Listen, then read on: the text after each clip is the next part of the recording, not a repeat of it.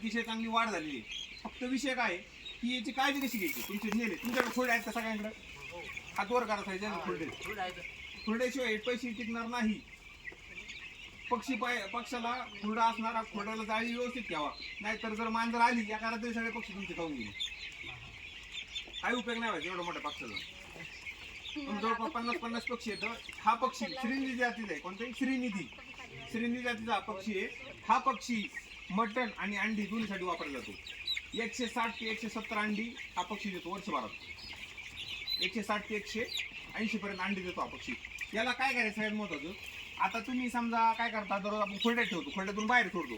फक्त थोडं लक्ष पाहिजे की तुम्ही तिथे उकंड्यावर सोडणार आहे. अतिशय चांगले खाद्याचा खर्च तुमचा कमी होईल.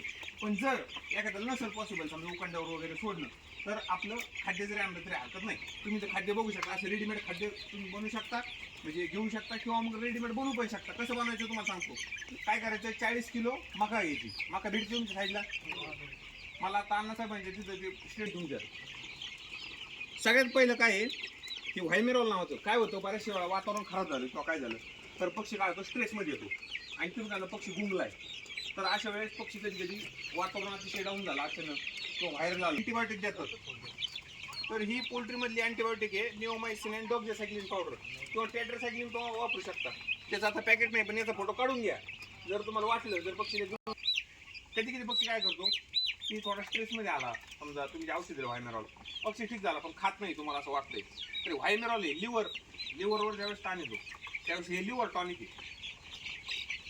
हे यकृताचं फंक्शन रेग्युलेट करतं आणि लवकरात लवकर त्याला खाण्यासाठी प्रोत्साहन देतं. याचा एक फोटो काढून घ्यायचा. तर ज्यावेळेस अंड्यावरती येतात त्यावेळेस हे मल्टीस्टारियस नावाचे औषध वापरायचं. त्याच्यात मिनरल आणि व्हिटॅमिन सगळं असतं. ते किती दिवसांनी तुम्हाला वापरावं लागेल, 5 महिन्यांनी. पण याचा फोटो काढून ठेवा. ज्यावेळेस पक्षी अंड्यावरती येतील त्यावेळेस वापरा. हे जर नाही वापरलं तर तुम्हाला जेवढ्या प्रमाणात अंडे पाहिजे तेवढ्या प्रमाणात अंडे भेटणार नाहीत. महत्वाचा विषय राहिला, आज तुम्ही गेल्यावर काय करायचं. हे काय हे गुळ आहे. आज तुम्ही गेल्यानंतर थंडी जास्त प्रमाणात पडती. आपण सध्या काय करतोय, थंडी पडल्यामुळं ज्याच्यातून एनर्जी जास्त आहे, ताकद जास्त, अशा गोष्टी खातो. डिंकाचे लाडू म्हणा किंवा खोबऱ्याचे लाडू म्हणा, किंवा जे आपल्याला असं की वाटतंय ती एनर्जी रिच आपण खातोय. सध्या उन्हाळ्यातलं आत्ताचा आहार तुम्ही कम्पेअर करा. आता आपण एनर्जी रिच खातोय. त्या पक्ष्यांना सुद्धा आहे ना अतिशय जास्त थंडी असते म्हणून यांना एनर्जीची गरज आहे. घरी जवळपास 1 ते 1.5 किलो गुळ ठेवा. दररोजचा काय करायचा, 100-150 ग्राम ते तुम्ही जे पाणी ठेवतो त्याला ते पाण्यात मिक्स करा कुठून आणि हाताला द्यायचा. पक्षी आईवर स्ट्रेसमध्ये येणार नाही, त्याला एनर्जी भेटत राहणार. जरी तुमच्या खात्यात एनर्जी असली पण शेवटी तुमच्या फार्मवरती हे मॅच्युअर होस्तोवर हे त्याला याची गरज आहे.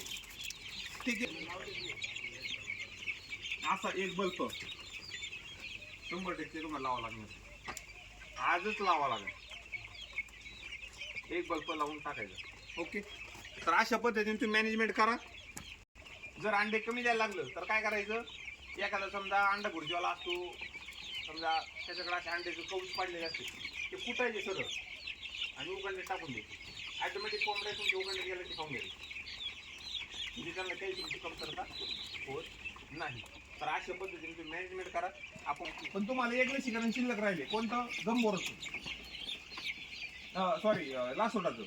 7व्या दिवशी हे जन्माला आले पहिल्या दिवशी, त्याच्यानंतर 7व्या दिवशी यांना कोणतं लसीकरण दिले, लासोटा. त्याच्यानंतर 14व्या दिवशी कोणतं दिले, गंभोरो. आणि 21व्या दिवशी म्हणजे आम्ही काय केलं, एक दिवस ॲडव्हान्स म्हणजे कालच आहे ना, याचं एक व्हॅक्सिनेशन केलेलं आहे याचं लासोटा बूस्टर. आणि